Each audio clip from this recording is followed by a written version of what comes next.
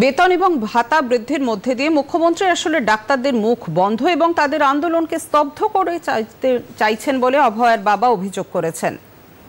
ওনারা তো জানেন টাকা দিলে সব পাওয়া যায়, সেই টাকা দিয়ে সব কেনার চেষ্টা করছেন। উনি তো আমাদেরও বলেছেন টাকা দিয়ে সব টাকা নিয়ে, ওনার দলের লোক বলেছে টাকা নিয়ে ফুটুন, এই ধরনের মন্তব্য করেছে। টাকা দিয়ে সব করতে পারে, উনি তো প্রথম দিন থেকে টাকা দিয়ে আমাদের দামা চাপা দেওয়ার চেষ্টা করছিলেন, কিন্তু পাচ্ছেন না। সেই জন্য আজকে ডাক্তারদের আন্দোলন যাতে আর না করে, সেই জন্য ডাক্তারদের টাকা পয়সা বাড়িয়ে ডাক্তারদের গায়ে হাত বুলিয়ে চেষ্টা করছেন।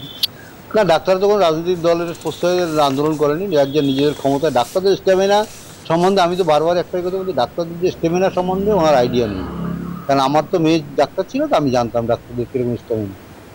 ডাক্তাররা দিনের পর দিন, যখন ইন্টার্ন থাকে 4 দিন 5 দিন টানা ডিউটি করতে হয় হসপিটালে। যারা কাজ জানে তারা করে, যারা সেরকম যারা প্রশ্রয় থাকে রাজনৈতিক দলে তারা করে না।